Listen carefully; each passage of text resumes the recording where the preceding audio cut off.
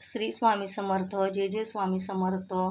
तुम्हा सर्वांचे पुन्हा एकदा मनापासून आपल्या या नवीन व्हिडिओमध्ये मी स्वागत करते. यंदा 2026 या वर्षी अधिक महिना हा आलेला आहे आणि हा अधिक महिना 17 मे 2026 पासून सुरू होणार असून 15 जून 2026ला संपणार आहे. आपल्याला हिंदू धर्मामध्ये अधिक मासाला अत्यंत पवित्र आणि पुण्यकारक मानला गेलेला आहे.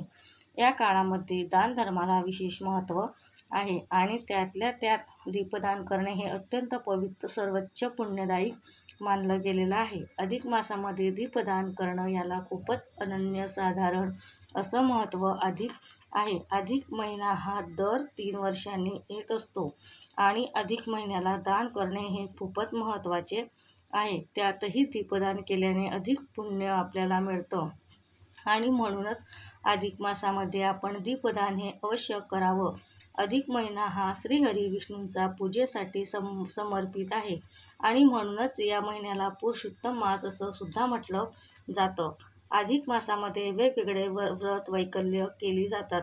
जप तप उपासना केली जाते. या अधिक मासामध्ये आपण जे काही दानधर्म करत असतो तर त्याचे 10 अधिक पटीने आपल्याला पुण्यफळ हे मिळतच असतं आणि म्हणून या अधिक महिन्यामध्ये जो तो आपापल्या परीने दानधर्म हे करत असतो आणि त्यातलंच अत्यंत महत्त्वाचं दान आहे ते म्हणजे दीपदान.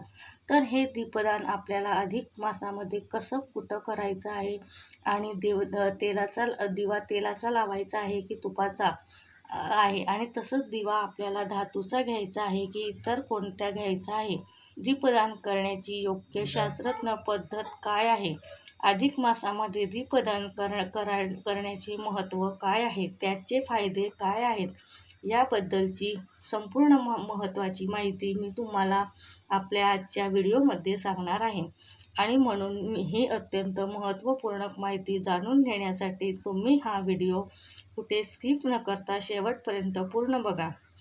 म्हणजेच तुम्हाला अधिक मासामध्ये दीपदान करायचं महत्त्व काय आहे आणि त्याचे फायदे काय आहे आणि हे दीपदान आपल्याला कसं आणि कुठं करायचं आहे याबद्दलची संपूर्ण योग्य ती माहिती या व्हिडिओमध्ये मिळेल आणि तुम्ही सुद्धा त्या पद्धतीने या अधिक मासामध्ये दीपदान हे करू शकाल आणि यामुळे तुम्हाला अनंत पुण्याची प्राप्तीही नक्कीच होईल आणि म्हणून ही महत्त्वाची माहिती जाणून घेण्यासाठी व्हिडिओ शेवटपर्यंत पूर्ण बघा.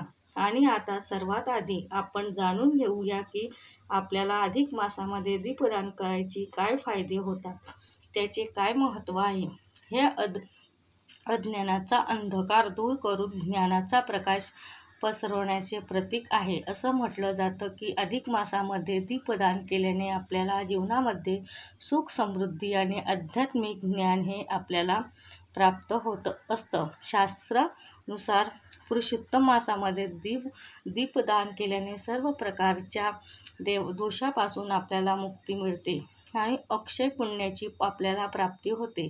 त्याचप्रमाणे या अधिक मासामध्ये संध्याकाळी तुळशी वृंदावनाजवळ किंवा विष्णू मंदिरामध्ये दीपदान केल्याने भगवान श्रीहरी विष्णू हे प्रसन्न होतात आणि आपल्याला कुटुंबामध्ये त्यांच्या आशीर्वादाने सुख शांती ही कायमच राहते. या अधिक महिन्यामध्ये मुलगी आणि जावयाला नारायण मानून त्यांना वाण देण्याची परंपराच आहे आणि यात जावयाला तांब्याचा किंवा चांदीचा दिवा दान करणे हे अत्यंत शुभ मानलं गेलेलं आहे आणि यासोबतच तेच अनारसे देण्याची प्रथाही सुद्धा आपल्याकडे आहे. अधिक मासामध्ये दीपदान करणारा व्यक्ती हा विष्णू लोकाला प्राप्त होतो असं म्हटलं जातं. धार्मिक ग्रंथशास्त्रानुसार देवाच्या ठिकाणी दीपदान करणे किंवा ठेवणे याला दीपदान करणं असं म्हणतात. त्याचप्रमाणे नदीमध्ये दिवा प्रज्वलित करून तो लावणे याला सुद्धा दीपदान असे म्हटलं जातं. आपल्या हिंदू धर्मामध्ये कुठलंही धार्मिक कार्य असो किंवा सांस्कृतिक कार्यक्रम असो, कोणत्याही शुभ कार्याची सुरुवात ही दीप प्रज्वलन करूनच होत असते. अग्नीला साक्षी ठेवूनच आपण कुठल्याही शुभ कार्याची सुरुवात ही करत असतो. अग्निपुराणानुसार जी व्यक्ती देवाच्या मंदिरात किंवा ब्राह्मणाच्या घरात किमान 1 वर्ष तरी दीपदान करते तर त्या व्यक्तीला सर्व काही प्राप्त होत असतं. तर त्याचप्रमाणे अधिक महिन्यात सुद्धा नदीकाठी किंवा मंदिरात किंवा दुर्गम स्थानावर किंवा भूमीवर केलेले दीपदानाने ते दीपदान करण्याच्या व्यक्तीला विष्णुलोक हे प्राप्त होतं. आपण ज्या ठिकाणी दीप प्रज्वलित करून लावत असतो, तर त्या ठिकाणी जोपर्यंत तो दिवा प्रज्वलित असतो तोपर्यंत तिथं परमेश्वर हा उपस्थित असतो. आणि अशा परिस्थितीमध्ये आपण जी कुठली इच्छाही मागत असतो, तर ती इच्छा आपली पूर्ण होत असते. अधिक मासामध्ये दीपदान केल्यामुळे आपल्याला आयुष्यातील सर्व पाप होतात आणि आपल्याला आयुष्यामध्ये आपल्याला सौख्य, भरभराटी आणि सुखशांती ही प्राप्त होते. आपल्याला हिंदू धर्मामध्ये अकाल मृत्यू टाळण्यासाठी आणि आपल्या पूर्वजांच्या मृत्युकांच्या उद्धारासाठी आणि तसंच श्री हरी विष्णू आणि माता लक्ष्मी यांना प्रसन्न करण्यासाठी, त्याचप्रमाणे यम, शनी, राहू आणि केतू यांच्या अशुभ प्रभावापासून वाचण्यासाठी दीपदान हे केले जाते. श्री हरी विष्णू समोर दीपदान केल्याने त्या व्यक्तीला, दीपदान करणारा व्यक्तीला संपूर्ण यज्ञांचा अनुष्ठानासह सर्व तीर्थाचे पुण्य प्राप्त होते. दीपदान म्हणजेच काय? तर आपल्याला घराजवळ असलेल्या एखाद्या मंदिरामध्ये किंवा नदी तीरावर किंवा नदीच्या पाण्यामध्ये एक दिवा हा प्रज्वलित करणे आणि तो तेथेच ठेवून त्याची पूजा करणे, याला दीपदान असे म्हटलं जातं. आणि हा दिवा आपण जिथे ठेवून प्रज्वलित केलेला आहे, तर तो दिवा आपल्याला तेथेच ठेवायचा असतो, यालाच तर दीपदान असं म्हटलं जातं. तर आपण अधिक मासामध्ये दीपदान कधी करावं? तर 17 मे 2026 पासून ते 15 जून 2026 पर्यंत अधिक महिना हा असणार आहे. तर तुम्ही अगदी रोज या अधिक मासामध्ये दीपदान हे करू शकतात.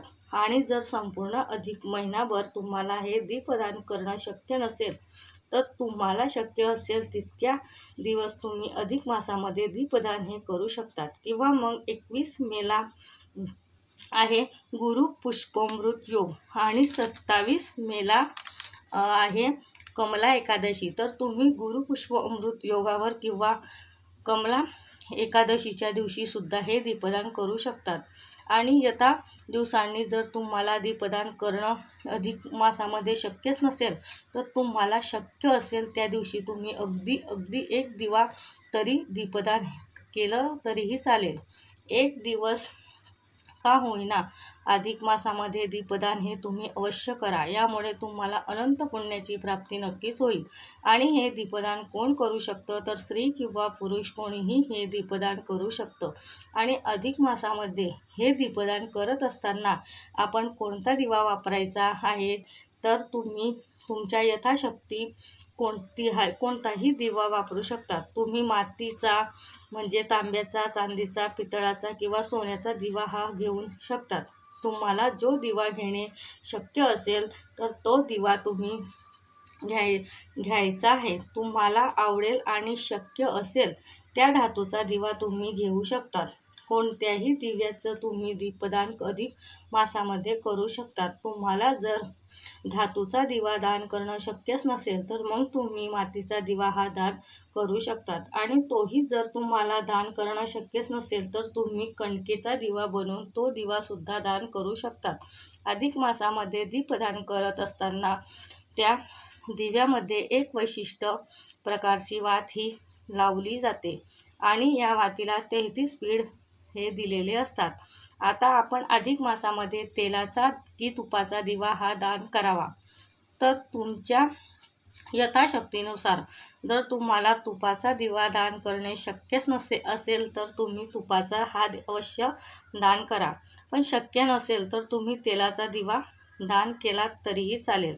तेलाच्या दिव्याचं किंवा तुपाच्या दिव्याचं तुम्ही दान अधिक महिन्यामध्ये करू शकतात. तेलाचा दिवा वापरून तुम्ही दीपदान करणार असाल, तर या तेलाच्या दिव्यामध्ये 33 पीठ दिलेली अधिक मासाची वात ही लावायची आहे. आणि जर तुम्ही तुपाचा दिव्याचे दीपदान करणार असाल, तर या तुपाच्या दिव्यामध्ये आपल्याला फुलवात ही लावायची आहे. तेलाच्या दिव्यामध्ये लावण्यासाठी ते पीठ दिलेली अधिक मासाची वात ही तुम्हाला जेथे पूजेचे साहित्य मिळतं तर त्या दुकानामध्ये मिळून जाईल. तिथे जाऊन तुम्ही ती वात घ्यायची आहे आणि ती वात तेलाच्या दिव्यामध्ये लावून तो दिवा तुम्हाला दान करायचा आहे. तर अशा पद्धतीने आपल्याला हे दीपदान करायचं आहे. ज्या ठिकाणी आपल्याला हे दीपदान करायचं आहे तर तिथे तो दिवा आपल्याला ठेवायचा आहे. तिथे त्याचे प्रज्वलन करायचे आहे, पूजन करायचं आहे आणि तो दिवा आपल्याला तेथे सोडून द्यायचा आहे. मग हे दीपदान तुम्ही एखाद्या तुमच्या घराजवळ असलेल्या मंदिरामध्ये किंवा स्वामी समर्थ महाराजांच्या मठामध्ये किंवा एखाद्या नदी तीरावर हे सुद्धा दीपदान तुम्ही करू शकतात. किंवा मग तुम्ही नदीच्या वाहत्या पाण्यामध्ये प्रज्वलित केलेला दिवा आपण सोडून द्यायचा आहे. तर या पद्धतीने तुम्ही दीपदान हे अधिक मासामध्ये करू शकतात. त्याचप्रमाणे आपल्या घरामध्ये असलेल्या तुळशी मातेजवळ सुद्धा आपण हे दीपदान करू शकतो. आणि याचपैकी जर तुम्हाला काही शक्य झालं नाही तर मग तुम्ही तुमच्याच घरामध्ये संपूर्ण अधिक मासामध्ये अगदी मनोभावी रोज एक दिवा हा प्रज्वलित करायचा आहे. आणि अधिक मास संपल्यानंतर ज्या दिवशी अधिक मास संपेल तर त्याच दिवशी तुम्ही संपूर्ण अधिक महिनाभर आपण जो दिवा प्रज्वलित केलेला आहे तर तोच दिवा आपल्याला ब्रह्मांडाला दान करायचं आहे. तर आता आपण जाणून घेऊया की हे दीपदान आपल्याला कसं करायचं आहे, त्याची पद्धत काय आहे. हे दीपदान करताना सर्वात महत्त्वाचं आहे तो म्हणजे संकल्प. तुम्ही कशा पद्धतीने दीपदान हे करणार आहात. तुम्ही एखाद्या मंदिरामध्ये किंवा नदी तीरावर तेलाचा किंवा तुपाचा, त्याचप्रमाणे दररोज किंवा यथाशक्ती अधिक मासामध्ये दीपदान हे करणार असाल तर ते तुम्हाला संकल्पामध्ये बोलून दाखवायचं आहे. आपल्याला आपल्या उजव्या हातामध्ये थोडंसं पाणी आपल्याला घ्यायचं आहे. त्यामध्ये हळदी, कुंकू, अक्षदा ही आपल्याला घ्यायची आहे आणि मनातल्या मनात आपल्याला संकल्प करायचा आहे. आणि जर तुमची एखादी इच्छा असेल तर ती इच्छासुद्धा बोलून दाखवायची आहे. आणि या कारणासाठी माझी ही इच्छा पूर्ण होण्यासाठी मी हे दीपदान करत आहे असं आपण संकल्प हा करायचा आहे. श्री हरी विष्णूंना स्मरण करून आपल्याला हा संकल्प करायचा आहे. जर तुम्ही एखाद्या मंदिरामध्ये हे दीपदान करणार असाल तर तुम्ही सकाळी किंवा संध्याकाळी केव्हाही तुम्हाला जमेल त्यावेळी तुम्ही हे दीपदान करू शकतात. मंदिरामध्ये ज्या ठिकाणी आपल्याला दीपदान करायचं आहे असेल तर त्या जागेवरती सर्वात आधी आपल्याला थोडासा अक्षदा या ठेवायच्या आहेत आणि त्यावर आपल्याला दिवा आपल्याला ठेवायचा आहे आणि त्या दिव्याची हळद, कुंकू, अक्षदा, फूल वाहून आपल्याला पूजा करायची आहे. आणि त्यानंतर हा दिवा आपल्याला प्रज्वलित करायचा आहे. आणि हा दिवा प्रज्वलित केल्यानंतर एक मंत्र हा म्हणायचा आहे. हा मंत्र असा आहे: दीपज्योती परब्रह्म दीपज्योतिर जनार्दन दीपो हरतु मे पापम दीपज्योती नमस्तुते. हा मंत्र किंवा दुसरा साधा सोपा मंत्र: शिवम करोति कल्याणम आरोग्य धनसंपदा शत्रुबुद्धी विनाशाय दीपज्योती नमस्तुते. तर यापैकी तुम्ही कुठलाही मंत्र हा म्हणू शकतात. दोन्ही मंत्र मी तुम्हाला खाली डिस्क्रिप्शनमध्ये लिहून देते, तेथे बघून तुम्ही ते म्हणायचे आहेत. दोघांपैकी कुठलाही एक मंत्र म्हटला तरीही चालेल. हा मंत्र म्हणून आपल्याला दीप प्रज्वलित करायचा आहे. आणि तसंच त्या ठिकाणी नैवेद्य म्हणून दूध, साखर किंवा नुसती साखरही ठेवली तरीही चालेल. आणि यानंतर श्री हरी विष्णू आणि माता लक्ष्मीला स्मरण करायचं आहे आणि या दिव्याचे मनोभावाने नमस्कार करायचा आहे. तर या पद्धतीने संपूर्ण अधिक मासामध्ये तुम्ही अगदी नित्य नियमाने दररोज दीपदान हे करू शकतात. किंवा तुम्हाला शक्यच असेल तितके दिवस किंवा अगदी एक दिवसही तुम्ही या पद्धतीने दीपदान करायचं आहे. तुम्ही ज्या पद्धतीने संकल्प केला असेल तर त्याच पद्धतीने तुम्हाला हे दीपदान करायचं आहे. सकाळी किंवा संध्याकाळी कधीही हे दीपदान केले तरीही चालेल. आणि जसं मी तुम्हाला आधी सांगितलं. त्याचप्रमाणे जर तुम्हाला यापैकी काही शक्य नसेल तर आपल्या घरामध्ये अधिक मासामध्ये रोज याच पद्धतीने दिवा प्रज्वलित करून रोज एक दिवा प्रज्वलित करावा आणि अधिक मासामध्ये शेवटच्या दिवशी तो दिवा आपल्याला दान करायचा आहे. एखाद्या ब्राह्मणाला तर यथ पद्धतीने अधिक मासामध्ये दीपदान हे तुम्ही करायचं आहे. अधिक मासाला दानाचा महिना मानला जातो आणि त्याचमध्ये सर्वश्रेष्ठ दान आहे ते म्हणजेच दीपदान.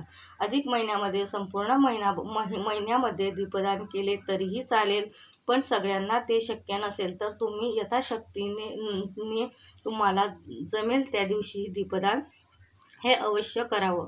अधिक मासात दीपदान केल्यामुळे भगवान श्री विष्णू कृपा प्राप्त होते आणि तसं धनप्राप्ती आणि पुत्रप्राप्ती सुद्धा होते. असं म्हटलं जातं की सौभाग्यवती स्त्रियांनी हे दीपदान केलं तर त्यांना अखंड सौभाग्य हे प्राप्त होतं आणि त्याचप्रमाणे आपल्या सर्व इच्छा मनोकामना सुद्धा पूर्ण होतात. आणि म्हणून याच पद्धतीने तुम्ही संपूर्ण अधिक महिन्यामध्ये तुम्हाला जमेल तेव्हा किंवा संपूर्ण अधिक महिना दीपदान हे अवश्य करावं.